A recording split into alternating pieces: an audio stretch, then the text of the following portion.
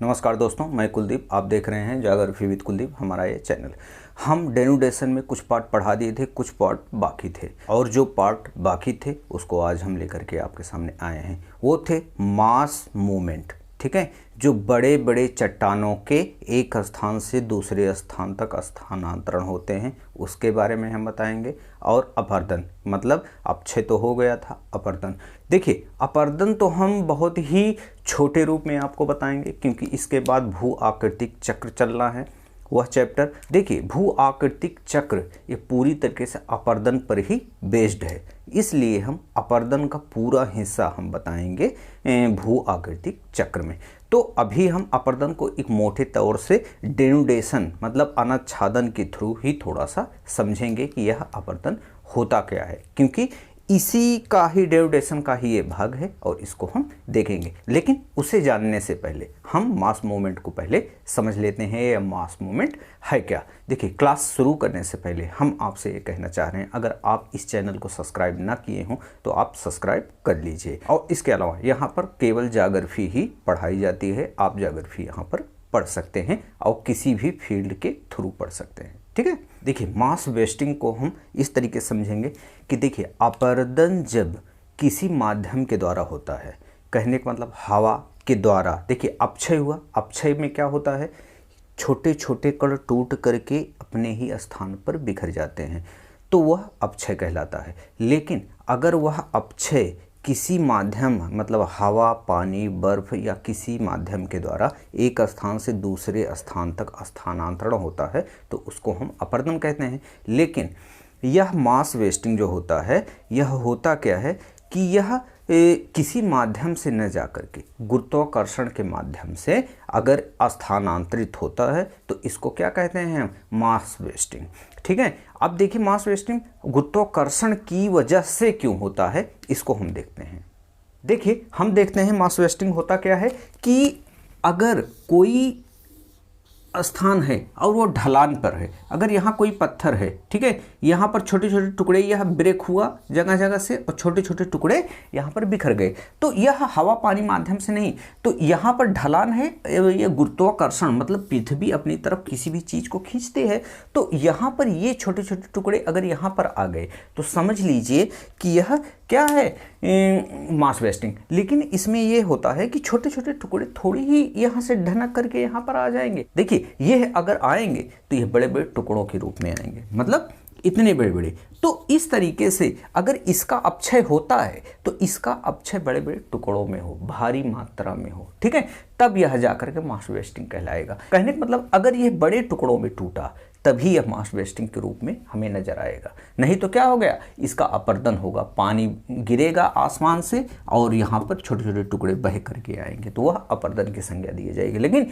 यहाँ पर अगर यह बड़ा चट्टान है और उसमें अपक्षय हुआ, अपक्षय किस तरीके से हुआ, बड़े खंडों में अपक्षय हुआ और वह ढनक करके यहाँ पर आए, ठीक है, यहाँ पर आ गए, तो यह हो जाता है मास वेस्टिंग। ठीक है, डेनुडेशन में बस हमें यही समझना है कि डेनुडेशन में यह मास वेस्टिंग आता है और यह पूछा भी जाता है, मास वेस्टिंग कि छोटे टुकड़ों में ना होकर बड़े टुकड़ों और गुरुत्वाकर्षण बल के थ्रू ही होता है। ठीक है, यह आपको समझना बहुत जरूरी था। इसमें छोटे छोटे पॉइंट और भी हैं जो कि हम आपको बताना चाह रहे हैं, क्योंकि वह एग्जाम में हमेशा आते हैं। देखिए, एग्जाम में हमेशा ऐसा पूछा जाता है सॉइल फ्लो, ठीक है, और सॉइल फॉल। कहने का मतलब क्या है, अगर किसी चट्टान का फॉल होता है तो ड्राई मूवमेंट के अंतर्गत आएगा, मतलब वह नमी उसमें नहीं रहेगी, मतलब फॉल मतलब गिर जाना। ठीक है, तो अगर फॉल आएगा, इसी को रट लीजिए, ठीक है, अगर फॉल आएगा तो ये क्या हो गया, ड्राई। ठीक है, और अगर फ्लो मतलब फ्लो शब्द आया तो यह क्या हो गया, वेट। ठीक, फ्लो में हमेशा नमी रहेगी और फॉल में हमेशा ड्राई रहेगा। कहने का मतलब यहाँ पर नमी की मात्रा नहीं होगी, यह आपको समझ लेना है कि यहाँ पर क्या प्रोसेस है। हमेशा फॉल, सॉइल फॉल मतलब कि रॉक फॉल, तो ये सब क्या है, ड्राई मूवमेंट के अंतर्गत आते हैं। और यहाँ पर फ्लो मतलब कि बहना, तो बहना हमेशा पानी के साथ ही हो सकता है, ठीक है, तो यह ड्राई मूवमेंट के अंतर्गत आएगा। देखिए, ये तो हो गया मास वेस्टिंग, मतलब कि जब बड़े बड़े टुकड़े गुरुत्वाकर्षण के कारण एक स्थान से दूसरे स्थान तक स्थानांतरित होते हैं तो उसको मास वेस्टिंग कहते हैं। अब देखते हैं हम अपर्दन क्या होता है। अपर्दन, चूंकि इतने दिनों से हम डेनुडेशन पढ़ा रहे हैं तो आपको मालूम ही हो गया होगा कि यह अपर्दन आखिरकार होता क्या है। देखिए, अपर्दन में बहुत सारे वाहक कार्य करते हैं, जैसे पानी, हवा, आपका बहता हुआ जल, ठीक है, और यहाँ तक कि बर्फ़ के टुकड़े एक स्थान से जब दूसरे स्थान तक फिसलती हैं तो उसके वजह से भी नीचे रगड़ पड़ती है और वहाँ का भी, एक जगह का भी मैटर दूसरी जगह चला जाता है। और जब ये बेदर्ड मैटर, मतलब कि जो अपक्षय हो चुका है, यह एक स्थान से दूसरे स्थान पर जाते हैं तो वहाँ पर एक नई स्थलाकृति का निर्माण कर देते हैं, और जहाँ से जाते हैं वहाँ भी एक नई स्थलाकृति का निर्माण हो जाता है। एग्जाम्पल के तौर पर देखिए, अगर यहाँ पर कोई चट्टान है, ठीक है, अगर इसका अपक्षय हुआ, अपक्षय क्या है, अपने स्थान पर टूट फूट करके बिखर जाना, मतलब एक कई टुकड़े यहाँ कई टुकड़े यहाँ, ऐसे तरीके से हो गए, ठीक है। अब हुआ क्या, यहाँ पर जल वर्षा हुई, ठीक है, या जल वर्षा के साथ हवाएं भी चली, ठीक है, हवाएं भी चली, तो जल वर्षा हुआ, हवाएं चली। जब तक जल वर्षा नहीं हुआ तब तक हवाएं इन छोटे छोटे मैटर को उठा करके एक जगह पर ले गई, ठीक है। अब जब एक जगह पर ले गई तो यहाँ पर टीला बन गया।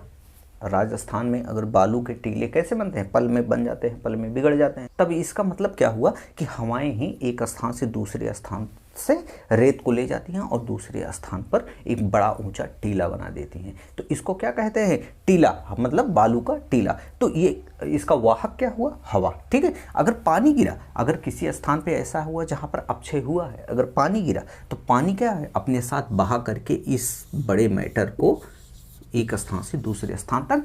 और आखिरकार पानी का आधार कहाँ पर होता है, समुद्रों में। तो समुद्र के मुहाने पर, जहाँ पर अगर मान लीजिए ये कोई स्थान है, ठीक है, यहाँ से एक नदी बह रही है, अब यहाँ पर क्या है, समुद्र मान लीजिए है, ठीक है, समुद्र। तो यहाँ पर जब यह अपने साथ कहीं का, ठीक है, कहीं का अपक्षयित भाग लेकर के आ रहा है यह नदी, ठीक है, पानी के साथ बहते हुए।